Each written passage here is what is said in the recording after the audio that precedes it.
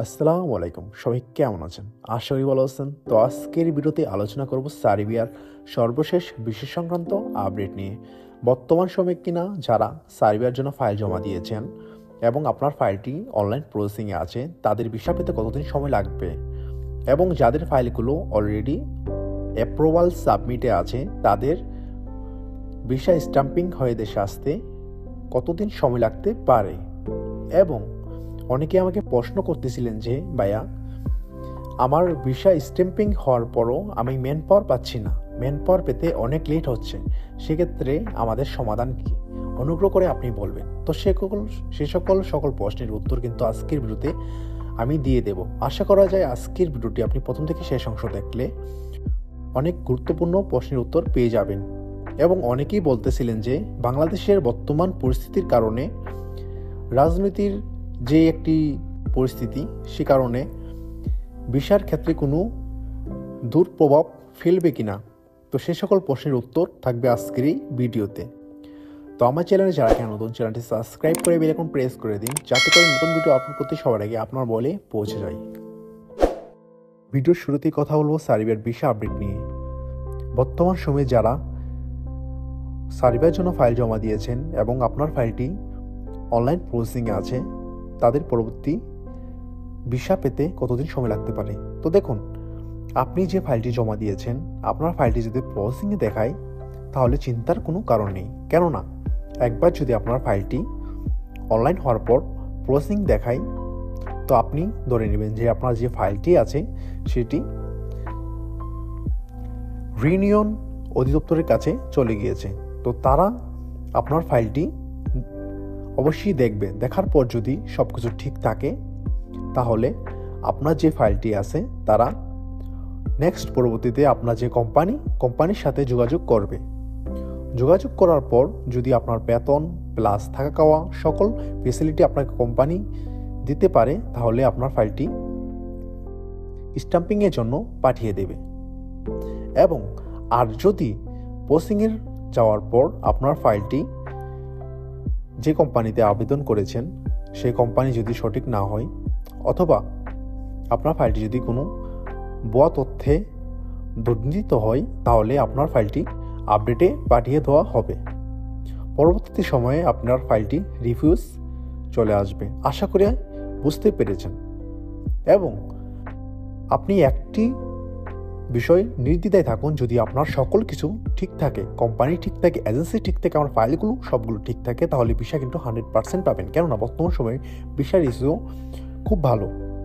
এবং আপনার ফাইলটি যদি অলরেডি অ্যাপ্রুভাল চলে আসে, তাহলে আল্লাহর কাছে প্রার্থনা করুন যাতে করে খুব দ্রুত সময়ে আপনার ফাইলটি স্ট্যাম্পিং হয়ে চলে আসে দেশে। এখন আসি, অনেকে আমাকে প্রশ্ন করতেছিলেন যে ভাইয়া, আমার ফাইলটি ইন্ডিয়া থেকে পাসপোর্টে স্ট্যাম্পিং হয়ে আসার পরও আমি ম্যান পাওয়ার করতে পারছি না। তো দেখুন, আপনার যদি স্টিকারটি রিয়েল হয়ে থাকে, আপনি যদি ভিসা ঠিকভাবে পেয়ে থাকেন, তাহলে স্ট্যাম্পিং হওয়া কিন্তু বেশি দিন সময় নেওয়ার কথা না। সর্বোচ্চ আপনার 8 থেকে 15 দিনের মধ্যে কিন্তু আপনি ম্যান পাওয়ার পেয়ে যাবেন। আর যদি ম্যান পাওয়ার 8 থেকে 15 দিনের মাথায় না পান, তাহলে কিন্তু এখানে কিছু গাবলা আছে। অবশ্যই আপনি তখন তদনগদ আপনার যে স্ট্যাম্পিং হওয়া পাসপোর্টটি আছে ওইটা নিয়ে কোন বিএমইটি অফিসে যান। যাওয়ার পর আপনি চেক করুন আপনার ভিসাটি আদৌ রিয়েল কিনা। কেননা বর্তমান বাংলা বাজার এরকম কিছু বিদঘুটে লোক এসেছে, যারা কিনা আপনার পাসপোর্টে ভুয়া স্টিকার লাগিয়ে বলবে যে তুমি ভিসা পেয়েছো। যখনই আপনি তাদেরকে টাকা প্রদান করবে, দেখবেন টাকা নিয়ে তারা পালিয়ে গিয়েছে। তো সে সকল মানুষ থেকে দূরত্ব বজায় রাখার চেষ্টা করুন। তো আপনি যেখানেই ফাইল জমা দিন, অবশ্যই যাচাই বাছাই করুন তারা আদৌ রিয়েল কিনা। এবং আমি একটি আপনাদেরকে সাজেশন দেব, আপনারা যাদের কাছে কিনা ফাইল জমা দিবেন, আপনারা আগে চেক করবেন যে রিসেন্ট কাউকে তারা ভিসা দিয়েছে কিনা। কেননা বর্তমান সময়ে কিন্তু সার্বিয়ার ভিসা হচ্ছে।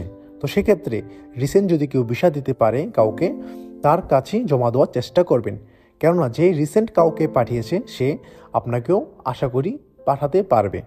আর যে কিনা কোনো লোককে এখনও সার্বিয়াতে পাঠাতে পারেনি, তার কাছে ফাইল দেওয়ার পর যদি 7-8 মাস কি আপনি 2 বছর অপেক্ষা করেন, তাহলে কিন্তু ভিসা পাওয়ার কোনো পসিবিলিটি থাকবে না। তো আশা করি বুঝতে পেরেছেন। এবং ভিডিও লাস্ট টপিকে কথা বলবো, যারা কিনা বলতেছিলেন যে ভাই বর্তমান সময়ে বাংলাদেশে রাজনৈতিক এর কারণে কোনো বাজে কোনো প্রভাব ফেলবে কিনা ভিসাতে। তো দেখুন, এখনো পর্যন্ত কিন্তু রাজনৈতিক কোনো প্রভাব ফেলে নাই ভিসার ক্ষেত্রে। তো সেক্ষেত্রে আপনাদের চিন্তার কোনো বিষয় নেই, বর্তমান সময়ে কিন্তু ভিসা হচ্ছে। তো আপনি যদি সার্বিয়ার জন্য ভেবে থাকেন, সঠিক পন্থা অবলম্বন করুন, সঠিক এজেন্সির কাছে আপনি জমা দিন, সব কিছু আগে যাচাই বাছাই করুন, তারপর সব কিছু বুঝে অর্থ প্রদান করবেন। কেননা আপনি যদি একটি অনলাইনে এজেন্সি দেখে তাদের কাছে যোগাযোগ করে আগেই টাকা দেন প্লাস পাসপোর্ট দিয়ে দেন, আপনি 1 বছর 2 বছর থাকলেও কিন্তু অপেক্ষায় ভিসা পাবেন না। তো আশা করি বুঝতে পেরেছেন, কেননা বর্তমান সময়ে কিন্তু সার্বিয়ার ভিসার রেশিও মোটামুটি ভালো। আপনি সঠিক পন্থা অবলম্বন করলে অবশ্যই ভিসা পাবেন। তো আজকের সংক্ষিপ্ত ভিডিওতে আশা করি আপনারা বুঝতে পেরেছেন। তো আমার চ্যানেল যারা কিনা নতুন, চ্যানেলটি সাবস্ক্রাইব করে বেল আইকন প্রেস করে রাখুন, যাতে করে সার্বিয়ার নতুন নতুন আপডেট দিয়ে সবার আগে আপনার মোবাইলে পৌঁছে যায়। তো ভালো থাকুন, সুস্থ থাকুন, পরিবারে খেয়াল নিন, নিজের খেয়াল নিন। Good bye, take care, bye by.